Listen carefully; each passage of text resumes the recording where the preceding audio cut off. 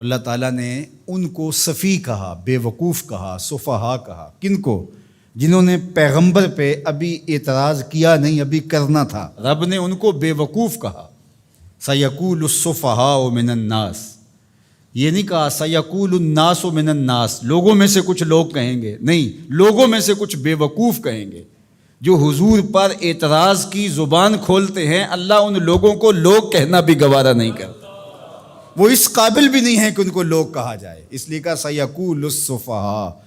جو رسول رحمت پہ اعتراض کی زبان کھولنے والے ہیں وہ عقل مند ہو کیسے سکتے ہیں؟ اگر علم کا نور ان کے سینے میں ہوتا تو یہ حضور پر تو 100 جان سے قربان ہو جاتے، اور یہ اعتراض کی زبان کھولے بیٹھے ہیں۔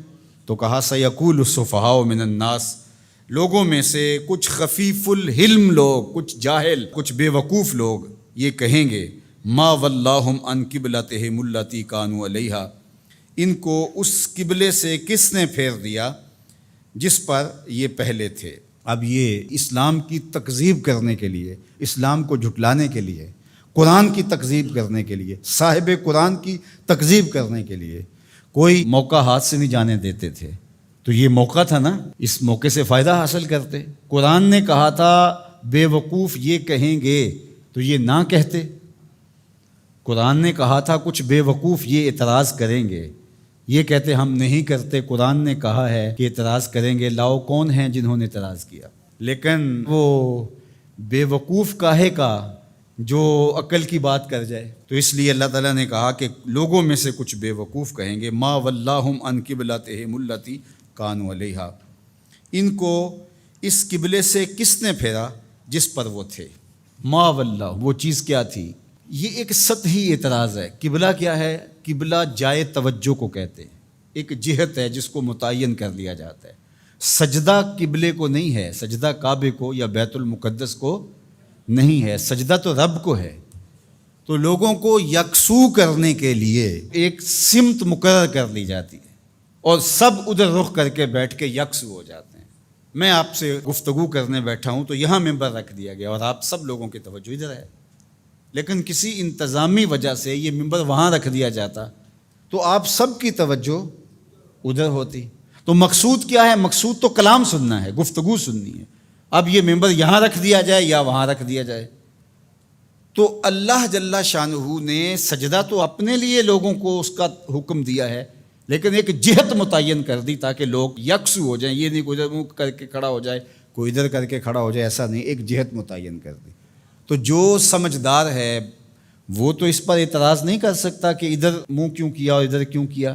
وہ کون کرے گا؟ جو سطحی سوچ کا مالک ہوگا، جو صفی ہوگا، جو بے وقوف ہوگا، وہی اعتراض کرے گا۔ تو انہوں نے کہا کہ ان کو قبلے سے کس نے پھیر دیا؟ کل، اے محبوب فرما دیجئے، للہ المشرق والمغرب، مشرق بھی اللہ کا ہے، مغرب بھی اللہ کا ہے۔ یہدی من یشاء الی صراط مستقیم، وہ جس کو چاہے سیدھی راہ کی طرف ہدایت عطا کر دے۔ مشرق اور مغرب کا کیا تعلق ہے؟ یہ تو اللہ کے ہیں، مشرق بھی اس کا، مغرب بھی اس کا، پورب پچھم اسی کے ہیں، یہ شرق و غرب اسی کے ہیں، جہاں وہ کہے گا ہمارا سر وہاں جھک جائے گا۔ وَمَا جَعَلْنَا الْقِبْلَةَ الَّتِي كُنْتَ عَلَيْهَا إِلَّا لِنَعْلَمَ مَنْ يَتَّبِعُ الرَّسُولَ مِمَّنْ يَنْقَلِبُ عَلَىٰ عَقِبَيْهِ، اور ہم نے قبلے کے معاملے کو جس پر آپ تھے، یعنی مسجد اقصیٰ، إِلَّا لِنَعْلَمَ، تاکہ ہم آزمائیں، مَنْ يَتَّبِعُ الرَّسُولَ مِمَّنْ يَنْقَلِبُ عَلَىٰ عَقِبَيْهِ، ہم دیکھنا چاہتے تھے کہ رسول کی اتباع کون کرتا ہے، یہ ہم دیکھنا چاہتے تھے۔ اللہ کو تو پتہ تھا بالآخر یہ قبلہ بنا ہے۔ تو جب حضور مکے سے ہجرت فرما کے مدینہ تشریف لائے تو اللہ اپنے محبوب سے کہہ دیتا کہ محبوب رخ ادھر کر لو، یہ یہودی اعتراض کریں گے، تو اللہ کے محبوب رخ ادھر کر لیتے، یہ تحویل قبلہ کا واقعہ ہی روپ پذیر نہ ہوتا۔ اللہ تعالیٰ فرماتا ہے یہ ہم نے اس لیے کیا کہ ذرا ادھر منہ کر کے کچھ عرصہ نماز پڑھ لیں، پھر دیکھیں رسول کے پیچھے یہ رخ پھیرتے ہیں یا نہیں پھیرتے، یہ قبلے کو مانتے ہیں یا رسول اللہ کو مانتے ہیں۔ یہ ہم دیکھنا چاہتے تھے، یہ ہم پرکھنا چاہتے تھے، یہ ہم آزمائش کرنا چاہتے تھے تمہاری۔ اللہ اکبر۔ اب دیکھو دوہری آزمائش تھی صحابہ کی، بالخصوص جو مہاجرین تھے، وہاں سے ہجرت کر کے مدینۃ المنورہ آئے تو وہاں کعبۃ اللہ سامنے ہوتا تھا نماز پڑھتے ہوئے۔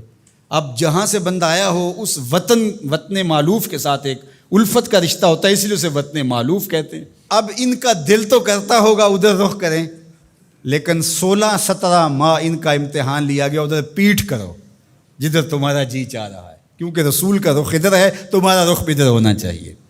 اللہ اکبر۔ اب جب ادھر دل جمنے لگا اور بندہ مانوس ہو گیا اس قبلے سے، تو اب حکم ہوا نہیں، اب ادھر سے ادھر رخ پھیرو۔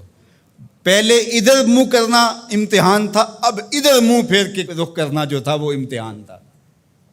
تو اللہ کہتا ہے ہم اس لیے یہ قبلے کے معاملے کو اس طرح بنایا ہے تاکہ ہم دیکھیں کہ کون جو ہے وہ قبلے کی اتباع کرتا ہے اور کون قبلہ نما کی اتباع کرتا ہے۔ ہم یہی دیکھنا چاہتے ہیں۔ یہ بہت بھاری کام تھا، لیکن جن کو اللہ نے ہدایت دی ان کے لیے مشکل نہیں ہے۔ قبلے سے پھر جانا، قبلے سے رخ پھیر کے دوسری جانب کر لینا، یہ کوئی اتنا آسان کام ہے؟ اللہ کہتا ہے یہ بھاری کام تھا، وزنی کام تھا، لیکن جس کو اللہ ہدایت دے اس کے لیے مشکل نہیں ہے۔ اور آپ تاریخ پڑھیں، کسی ایک نے بھی یہ نہیں کہا کہ یہ کیا ہوا، حضور کے سارے غلاموں نے رخ پھیر لیا۔